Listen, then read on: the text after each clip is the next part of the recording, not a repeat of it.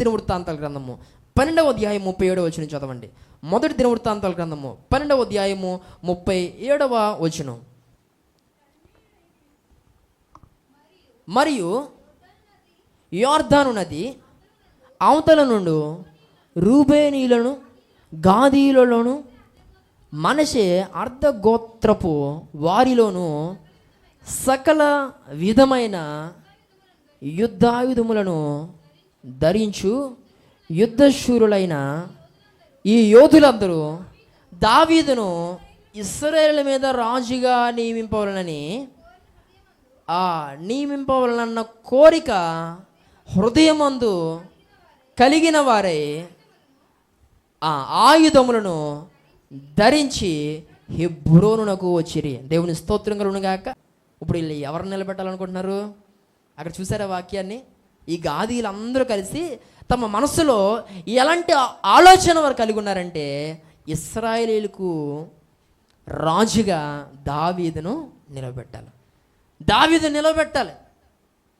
అంటే ఒక వ్యక్తిని నిలబెట్టాలన్న ఆలోచన గాదీయులది. కానీ ఈరోజు ప్రస్తుత కాలం యొక్క సమాజం యొక్క పరిస్థితి అంటే ఒక వ్యక్తిని ఎలా పడగొట్టాలో ఆలోచన చేస్తున్నారు. దేవుని స్తోత్రం కలుగునుగాక.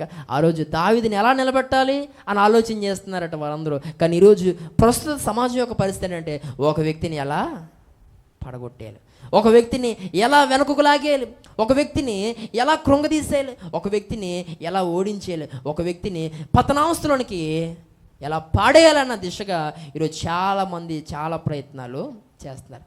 చిచ్చి, అలాంటి లక్షణాలు నీలో ఉండకూడదు. ఇంకా పడిపోతున్న వారిని చూచి జాలిపడి నువ్వు వారిని ఏం చేయాలి? నిలబెట్టే ప్రయత్నము చేయాలి. ఈరోజు నా మాట్లాడుతున్న ప్రియ సహోదరి సహోదరుడా, కానీ ప్రతి ఒక్కరి కొరకు నువ్వు మాట్లాడతావు. ఏదో ఒక మాట మాట్లాడి వారిని ఏం చేయాలి? నిరుత్సాహపరచాల. ముందుకు వెళ్ళే వారిని వెళ్ళనివ్వు. నువ్వు వెళ్ళవు, వెళ్ళే వాళ్ళని వెళ్ళనివ్వు. నువ్వు చేయవు, చేసేవారిని చేయనివ్వు. ఈరోజు పిల్లరా, ప్రస్తుత సంఘాలలో కూడా ఇలాంటి పరిస్థితే. ఒకరు ఎవరైనా కొత్తగా దేవుని సన్నిధికి వచ్చి ఆసక్తిగా వారు దేవుని పరిచర్యలో ముందుకు వస్తూ ఉంటే, ఇలా ఒకప్పుడు మేము ఎగిరాం, తెలుస్తుంది రాబోతుంది దినాల్లో అన్నట్టుగా ఒక మాట మాట్లాడి ఆసక్తిని చెడగొట్టేసేవారు నేడు సంఘాల్లో లేరంటారా? ఈరోజు నా మాట్లాడుతున్న ప్రియ సహోదరి సహోదరుడా, సరి అయిన సమయానికి నువ్వు రావు, కానీ సరి అయిన సమయానికి వచ్చి మందిరంలో ప్రతి పరిచర్య చేసే వారికి ఏదో ఒక పేరు, ఏదో ఒక పంగనామం పెడతావు. ఈరోజు నా మాట్లాడుతున్న ప్రియ సహోదరి సహోదరుడు, ఎందుకంటే పరిచర్య చేయడం నీకైతే కష్టమే, కానీ ఒక మాట అనడం మాత్రం చాలా సులువు. ఎవరైనా దేవుని సావుకునితో ఉంటూ ప్రోత్సాహకరంగా దేవుని పరిచర్యలో ముందుకు కొనసాగుతూ ఉంటే, దేవుని యొక్క కార్యక్రమాల్ని ప్రోత్సహిస్తూ సంఘానికి ఒక మాదిరికరంగా ఉంటే, అలాంటి వారికి ఏదో ఒక మాట మాట్లాడడం, వారిని నిరుత్సాహపరచడం. ఈరోజు ఇలాంటి అనుభవాలు ఉండొచ్చా? ఇది ఏ ఆలోచన? ఇది ఒక వ్యక్తిని పడగొట్టేయాలన్న ఆలోచన, ఒక వ్యక్తిని వెనకకు లాగేయాలన్న ఆలోచన. ఇదేం మనసు? ఈరోజు నా మాట్లాడుతున్న నా ప్రియ సహోదరి సహోదరుడా, నువ్వు చేస్తే చెయ్యి, లేదంటే మూసుకొని ఉండు. దేవుని స్తోత్రం కలుగునుగాక.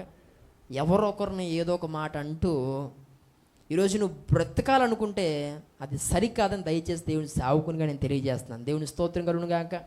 నువ్వేదో మాట్లాడుతున్నావు, కానీ నీ కోసం కూడా వారు మాట్లాడితే అది చాలా దరిద్రంగా ఉంటుంది. మరి దేవుని స్తోత్రం కలుగునుగాక.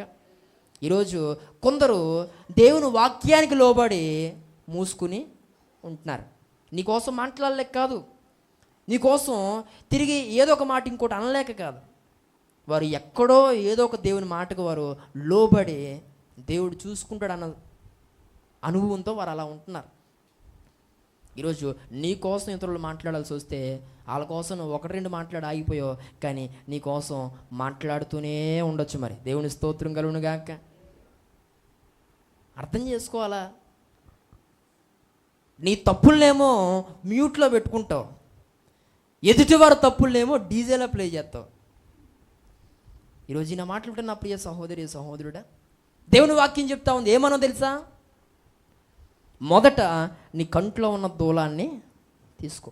అప్పుడు ఎదుటివారి కంట్లో ఉన్న నలుసును తీసే ప్రయత్నం చేద్దు. కానీ దేవుని స్తోత్రం కలుగునుగాక. గమనించాల్సిందిగా దేవుని సేవకునిగా నేను కోరుతున్నాను. ఎంతసేపు నీ తప్పులను నువ్వు మ్యూట్లో పెట్టేసుకుని, నీ తప్పుల్ని నువ్వు కప్పి పెట్టేసుకుని ఎదుటివారి జీవితంలో తప్పులు వెతకాలన్న ప్రయత్నం చేస్తే, వారి జీవితంలో వారి జీవితాన్ని బట్టి నువ్వేదో ఒక మాట మాట్లాడాలని చూస్తే అది సరికాదు. ఎందుకనంటే నీలో సరి చేసుకోవాల్సినవి చాలా ఉన్నాయి, నువ్వు చూసుకోవాల్సిన విషయాలు చాలా ఉన్నాయి. వాటన్నిటినీ మొదట సరి చేసుకుని అప్పుడు ఏం చేయాలా? ఎదుటివారి కొరకు ఒక మాట మాట్లాడాలి. దేవుని స్తోత్రం కలుగునుగాక. ఈరోజు నా మాటలు ఉంటున్న నా ప్రియ సహోదరి సహోదరుడా, మనందరి జీవితాల్లో మనము ఒకవేళ ఇలాంటి అనుభవాల్లో మనం ముందుకి వెళితే గనక మనం సరి చేయబడాలి. దేవుని స్తోత్రం కలుగునుగాక. గాదీలు ఎవరు ఇతరుల్ని నిలబెట్టేయాలన్న ఆలోచన, ఇతరులని ఒక ఉన్నతమైన స్థానంలోకి నడిపించాలన్న ఆలోచన. ఈరోజు మరి అలాంటి ఆలోచనలు మన జీవితంలో ఉన్నాయా? మనకున్నాయా అలాంటి ఆలోచనలు? లేదు. ఎవరో ఒకరి విషయంలో రూమర్స్ క్రియేట్ చేయడం, ఇక వాటితో వారిని ఏం చేయడం? వెనకకు లాగేయడం. ఈరోజు చిన్న మాటలుంటున్న ప్రియ సహోదరి సహోదరుడా, ఇలాంటి లక్షణాలు ఉంటే నువ్వు దేవుని బిడ్డవి కాదని ఈ ప్రత్యేకమైన సమయంలో నేను గుర్తు చేస్తున్నాను. దేవుని స్తోత్రం కలుగునుగాక. నీ యొక్క ఆలోచన ఎప్పుడు కూడా ఎలా ఉండాలంటే నిన్ను బట్టి ఒకరు ఏమవ్వాలి? నిలబడాలి. దేవుని స్తోత్రం కలుగునుగాక. నిన్ను బట్టి ఒకరిద్దరు ఏమైపోకూడదు? పడిపోకూడదు.